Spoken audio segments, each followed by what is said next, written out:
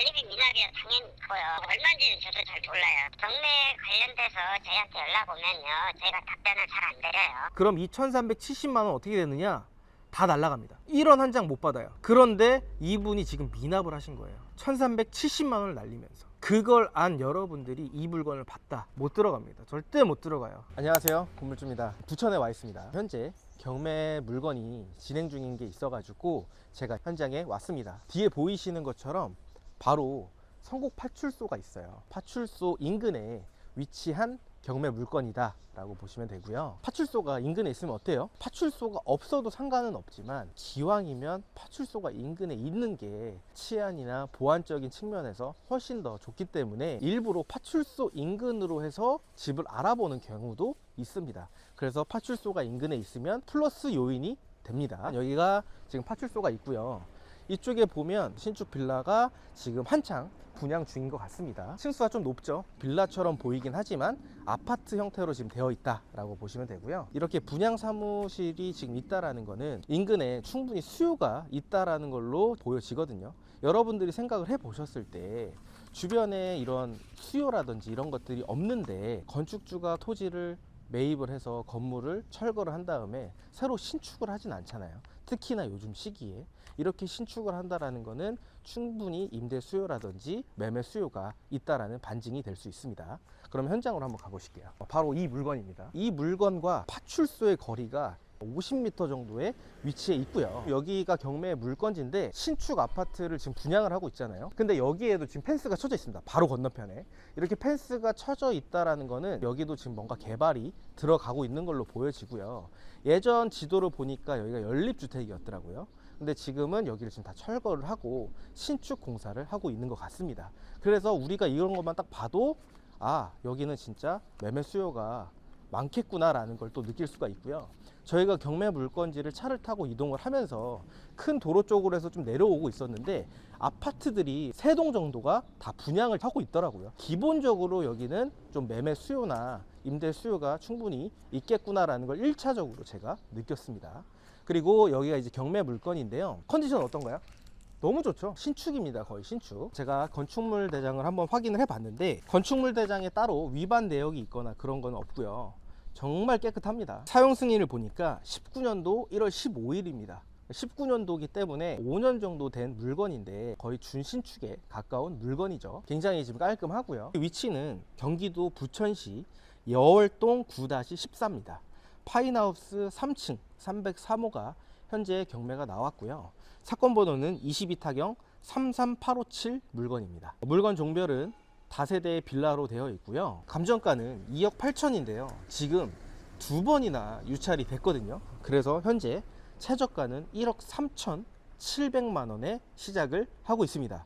그래서 무려 감정가 대비 반값입니다. 반값. 그래서 정확히는 49%에 지금 진행되고 있는 물건이거든요. 지금 신축 분양하는 빌라를 보게 되면 최소 분양가가 4억 이상 됩니다. 근데 지금 1억 3천대까지 떨어졌다. 그리고 19년 준공이다 라고 하면 우리가 볼 필요가 없겠죠. 이 물건의 대지권은 8평이고요. 건물 면적은 전용 면적으로 13평입니다. 물건마다 좀 차이가 있기는 한데요. 도면이 나와 있지 않습니다. 13평이면 이게 방 2개인지 방 3개인지 화장실이 하나인지 화장실이 2개인지 헷갈리는 경우들이 있습니다. 이게 기본이거든요. 그래서 제가 도면을 발급했어요.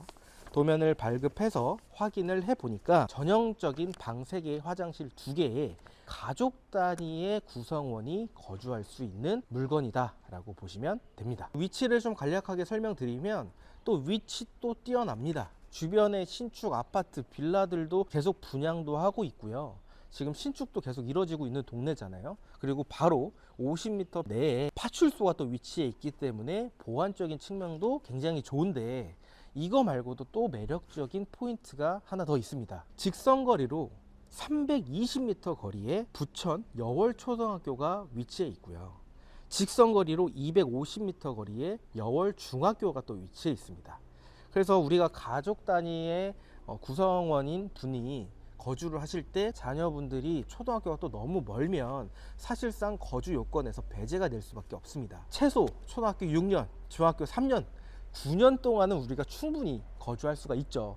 물론 고등학교도 가까우면 좋긴 하겠지만 고등학생들은 충분히 버스를 타고 다닐 수도 있고 조금 더 걸어서 등하교를 할 수 있기 때문에 사실 고등학교는 우리가 부동산 입지를 조사를 할 때 크게 중요한 요소는 아닙니다. 그리고 약 1200세대 정도 되는 아파트 단지들이 또 존재를 해요. 인구 밀집도가 높다라는 건 기본적으로 편의시설이라든지 이런 것들이 잘 되어 있을 확률이 굉장히 높죠. 제가 얼마 전에 유럽이 왜 금융이 발달이 되었는가, 그리고 우리나라는 왜 금융 발달이 잘 안 되었는가, 이런 영상을 제가 한번 본 적이 있어요. 우리나라 같은 경우에는 온돌 문화잖아요. 돌이 자체가 무겁습니다.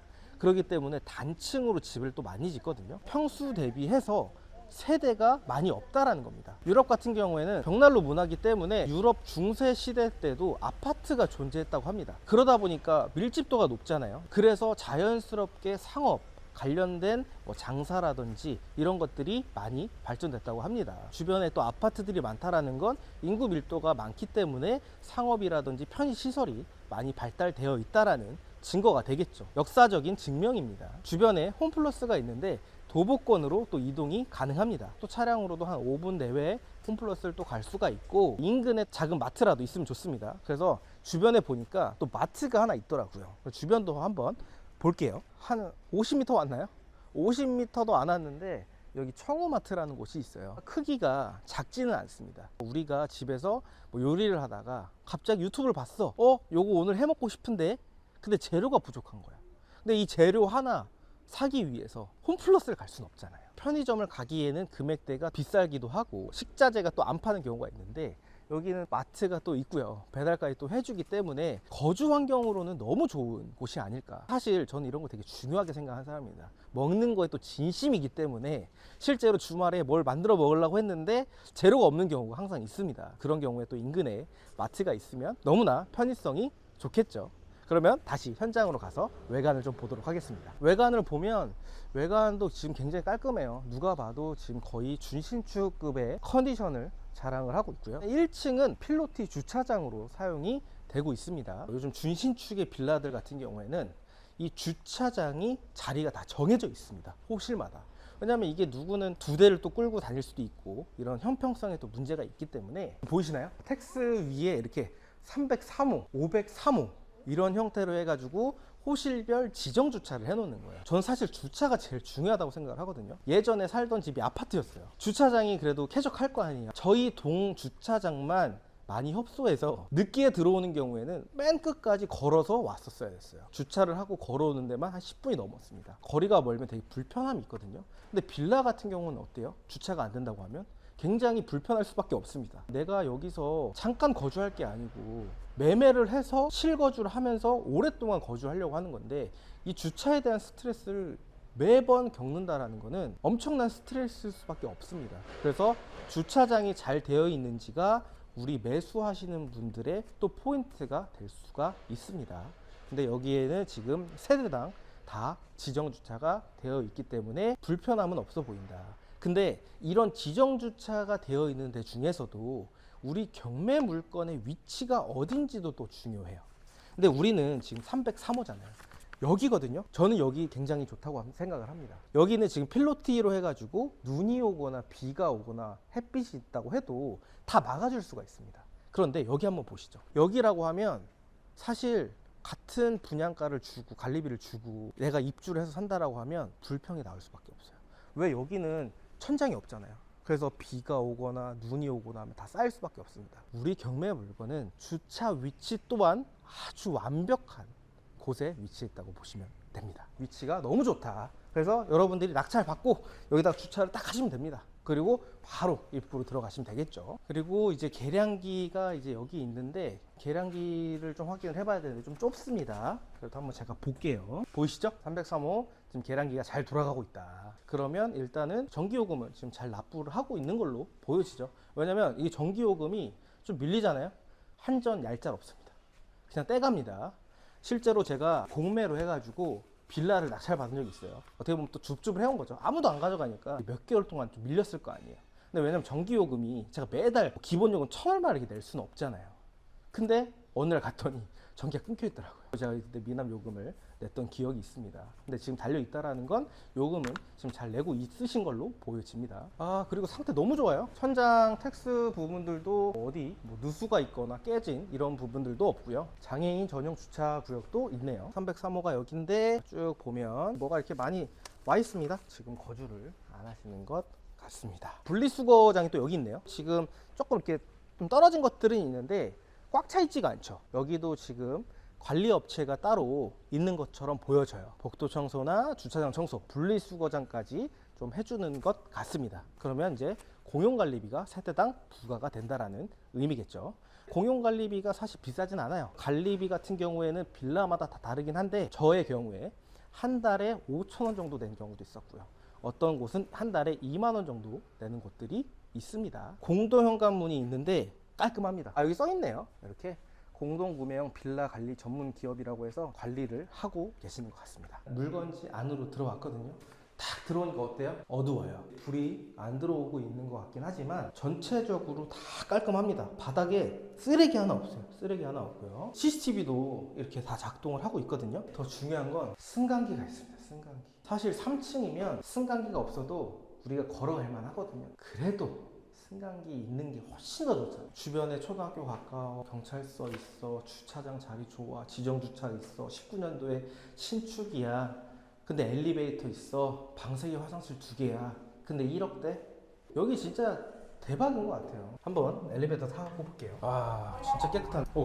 벌써 도착했어. 5층이고요. 여기는 지금 3개 호실로 되어 있습니다. 이건 다가구 주택이 아니기 때문에 굳이 여기까지는 또 체크할 필요는 없어요. 그래서 바로 3층으로 내려가 보겠습니다. 제가 5층으로 올라온 이유는 전체적으로 뭔가 좀 관리가 잘 되어 있는지 이런 것들 좀 확인하기 위해서 온 겁니다. 3호 라인은 이쪽인 것 같습니다. 여기죠? 303. 근데 지금 이 물건 자체가 임차권 등기가 되어 있는 물건이에요. 그래서 거주하지 않을 겁니다. 거주하지 않을 건데 그래도 한번 벨을 눌러보겠습니다. 벨이 아예 작동이 안 되네요. 계세요?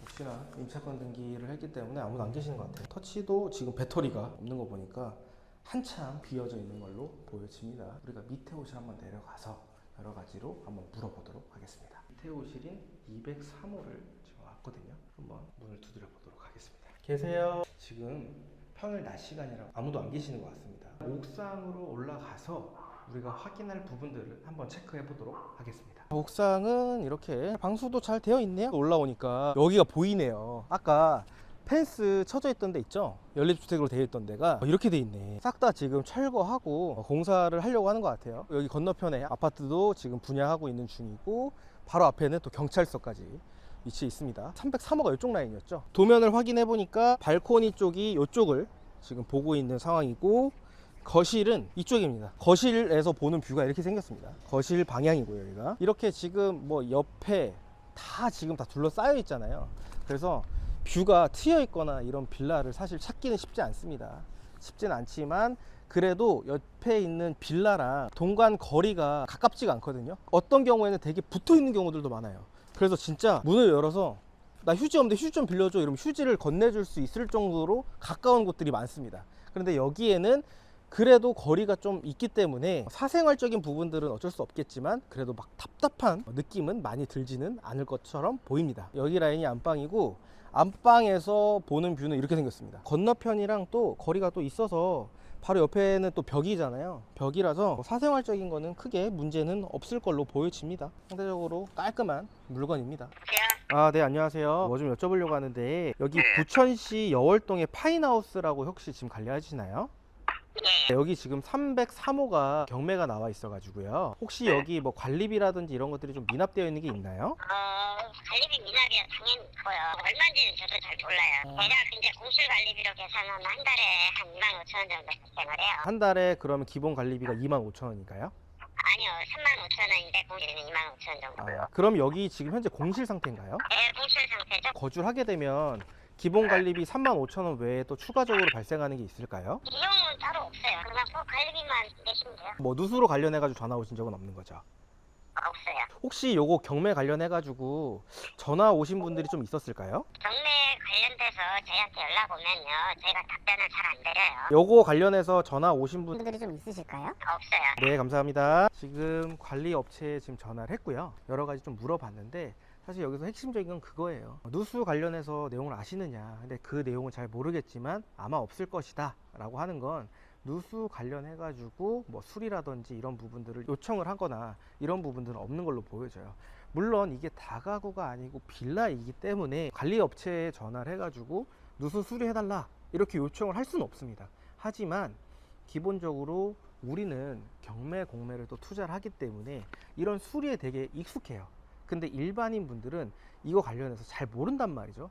그러니까 내가 인터넷에서 찾아봐서 물어볼 수도 있겠지만 아무래도 우리가 지금 건물 관리해주는 업체가 이런 것들을 또 많이 해주지 않을까, 그리고 업체를 알지 않을까 라는 생각에 분명히 업체에 전화를 했었을 겁니다. 문제가 발생했다면 말이죠. 그런데 그거에 대한 내용은 전혀 없는 걸로 봤었을 때는 지금 누수라든지 문제는 하나도 없어 보이고요. 옥상 같은 경우에도 방수가 잘 되어 있었기 때문에 뭐 따로 누수 이런 부분들은 없을 걸로 보여집니다. 그리고 19년 준공된 물건이다 보니까 상대적으로 준신축이라서 누수에 대한 문제는 없을 걸로 보여집니다. 다만 오랫동안 공실이 되어 있기 때문에 곰팡이는 조금 있을 수도 있습니다. 곰팡이 제거라든지 도배 비용은 여러분들이 좀 산출을 하시는 게 좋을 것 같습니다. 관리업체한테 전화를 하면서 제가 마지막에 하나 물어본 게 있죠. 끝까지 제가 물어봤습니다. 경매 관련해 가지고 전화 온 게 있느냐고. 근데 딴 얘기를 하시죠. 원래 경매 물건을 전화 오게 되면 아무런 답변을 하지 않아요 라고 하십니다. 근데 여기에서 그냥 끊어버리면 안 돼요. 내가 묻고자, 내가 알고자 하는 질문을 한 번 더 하는 겁니다. 그래서 한 번 더 하니까 이 해당 경매 물건으로 해서 연락이 온 게 한 건도 없었다. 그럼 우리는 여기서 포인트를 하나 잡은 거예요. 지금 이렇게까지 떨어졌는데도 불구하고 아직까지 제대로 조사를 하러 온 사람이 없구나. 그러면 자연스럽게 경쟁이 낮아질 수밖에 없구나 라는 걸 우리가 또 추측을 할 수가 있겠죠. 이 물건에 대해서 총 정리를 한번 해보겠습니다. 일단 사건 번호는 22타경 33857 물건이고요. 부천시 여월동 9-14 파인하우스 3층 303호 경매 물건입니다. 대지권은 8평이고요. 건물 면적은 13평이고요. 건축물 대장으로는 굉장히 깨끗하고 위반 내역은 현재 없습니다. 사용 승일은 19년 1월 15일이고요. 감정가는 지금 2억 8천에 진행됐는데 10번 유찰되었다가 다시 진행돼서 감정가 대비 49%에 진행되는 물건입니다. 반값도 안 되는 거죠. 지금 1억 3,700에 지금 진행되고 있는 물건이다. 중요한 거는 24년 3월 19일 날 1억 3,700대에 진행이 됐었습니다. 그래서 15명이나 입찰을 하셨죠. 근데 중요한 건 미납을 하셨어요. 미납을 해가지고 지금 현재 재진행되는 물건입니다. 미납되면 어떻게 되냐면 보증금이 최저가의 10%거든요. 1,370만 원입니다. 1,370만 원의 보증금을 넣고 입찰을 한 거예요. 근데 낙찰을 받았어요. 근데 잔금 납부를 안 하고 미납을 한 겁니다. 그럼 이 1,370만 원 어떻게 되느냐? 다 날라갑니다. 1원 한 장 못 받아요. 그런데 이분이 지금 미납을 하신 거예요. 1,370만 원을 날리면서. 그걸 안 여러분들이 이 물건을 받다 못 들어갑니다. 절대 못 들어가요. 왜?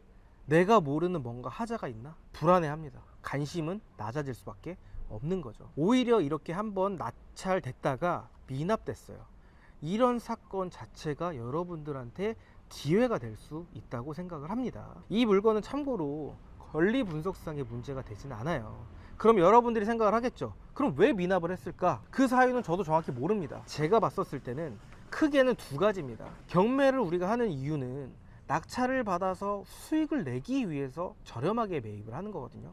그런데 계속 떨어지다 보니까 내가 입찰가를 높여서 쓰게 되는 겁니다. 수익을 위한 낙찰이 아닌 낙찰을 위한 낙찰을 하게 되는 거죠. 내가 낙찰을 받았어. 그런데 시세보다 높게 받았거나 낙찰을 받아도 오히려 손해가 나는 경우들도 덜어 있습니다. 그래서 미납을 했었을 수도 있고요. 혹은 내가 대출을 당연히 받을 거잖아요. 예를 들어서 2억에 받았어. 2억을 현금을 주고 들어갈 수도 있습니다. 2억 현금이 있는 분들이 이런 물건을 하진 않을 거란 말이에요. 더 큰 물건을 하겠죠. 그래서 대부분은 대출을 받으십니다. 혹시나 현금으로 내가 이런 빌라를 투자를 하고 싶다라고 하시는 분들은 이 사고방식부터 좀 깨져야 됩니다. 이 레버리지에 관련돼서 저는 2억이 있다면 차라리 이런 물건들을 대출을 받아서 5건이든 6건이든 투자를 이어나갈 것 같아요. 그러다 보니까 대출이 또 중요한데 아마 자금 계획을 잘못 세우신 것 같아요. 내가 대출을 받았을 때 몇 퍼센트가 나올 거다. 그러면 해당 취득세 비용이나 나머지 차익분 내 현금을 가지고 있어야 되는데 이 현금이 모자른 경우들도 있을 거고요. 아니면 내가 신용상에 문제가 있어가지고 대출이 당연히 나온 줄 알았는데 대출이 안 나와서 자금 계획이 꼬여가지고 미납하는 경우들도 있을 겁니다. 그래서 항상 입찰 전에는 내 신용이라든지 내 소득에 따라서 대출 비율이라든지 금액들이 달라지기 때문에 항상 입찰 전에는 대출 상담을 하고 입찰을 하셔야 됩니다. 이 물건은 지금 한번 유찰이 되었기 때문에 보증금이 20%입니다. 그래서 보증금이 2,744만 원이고요. 20%인 이유는 법원에서 한번 더 신중하게 고려해서 입찰을 해라 라는 의미에서 보증금 20%로 된 겁니다. 낙찰이 됐어요, 어떤 분이.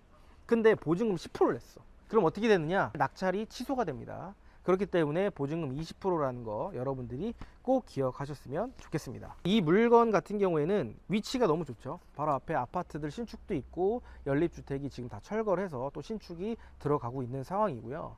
바로 앞에는 또 파출소도 있고 마트도 있고요. 도보권으로 해서 홈플러스도 갈 수 있고요. 직선거리로 320m에 부천 여월초등학교도 위치해 있고 직선거리 250m에 여월중학교, 그리고 인근에 아파트 단지들이 또 있기 때문에 편의시설도 굉장히 많은 물건이고요. 이 물건에 대해서 권리 분석을 해보면 말소기준 권리가 22년 2월 4일 압류입니다. 압류가 말소기준 권리고 임차인은 19년도 6월 달에 전입을 했기 때문에 말소기준 권리보다 전에 전입을 되어 있거든요. 그래서 대항력이 있는 임차인으로서 보증금을 전부 다 낙찰자가 인수해야 되는 물건이었는데 주택도시보증공사 허그 물건입니다. 그래서 확약서가 제출되어 있어서 그 해당 보증금은 저희가 인수하지 않은 물건이기 때문에 안전한 물건이다 라고 보시면 됩니다. 그래서 빨간색 글씨로 대항력 있음이라고 표시가 되어 있다 하더라도 확약서가 제출된 물건이라고 하면 우리가 추가적으로 인수해야 될 보증금은 없기 때문에 매각 물건 명세서를 꼭 확인을 해보시는 습관을 들이시는 게 좋을 것 같고요. 그래서 권리분석상의 문제는 되는 게 없다. 공동주택 가격을 제가 한번 확인을 해봤습니다. 공동주택 가격을 확인을 한 이유는 요즘 이제 전세 관련해 가지고 이슈가 많이 됐었잖아요. 전세가 보증보험이 가입이 되지 않으면 전세입자가 들어오지 않습니다. 그래서 보증보험이 돼야 됩니다. 그 기준이 공동주택 가격의 126%거든요. 공동주택 가격을 확인을 해보니까 1억 4,500만 원입니다. 그래서 1억 4,500에 곱하기 126%를 하니 1억 8천까지 가능합니다. 그렇다라는 건 1억 8천까지는 우리가 전세 세팅을 할 수가 있다는 거죠. 근데 지금 이 물건이 얼마에 떨어졌다? 1억 3,700까지 떨어진 물건입니다. 내가 만약에 이 최저가에 가져올 수만 있다면 풀피 5천만 원까지도 가능한 물건이 됩니다. 지금 매매 호가가 어느 정도 나와 있는지 제가 좀 조사를 해보니까요. 지금 경매 물건과 같은 건물의 빌라가 4층이 지금 매물이 나와 있습니다. 그래서 제가 확인을 해보니까 4층 전용 면적 15평이고요.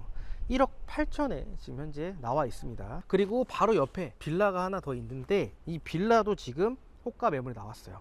16년 준공인데 호가가 1억 8,500에 지금 나와 있습니다. 그래서 두 개를 봤었을 때는 1억 8천과 1억 8,500에 지금 현재 호가가 나와 있다. 그런데 제가 이거를 조사를 하면서 좀 느낀 건데 이 두 개 매물이 조금 의심스럽더라고요. 조금 확실한 건 아닙니다. 그래서 저는 이 의심을 가지고 현장에 와서 또 부동산에 가서 또 조사를 하니까 이 팁들을 여러분들한테 알려드리는 건데요. 일단 5월 11일 날 5월 13일 날 두 개가 등록이 돼 있어요. 등록된 지가 얼마 안 됐는데 우리가 네이버 부동산에 이제 보다 보면 밑에 부동산 정보가 있습니다.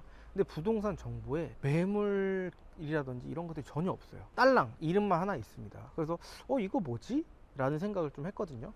그리고 나서 주변에 다른 물건들은 매물 호가가 어느 정도 되는지 다시 한번 찾아봤어요. 근데 호가 매물이 좀 나와 있는 거예요. 공인중개사 이름이 주변에 매물이 나와 있는 거예요. 이 두 개 금액보다 높아요. 2억대로 더 높습니다.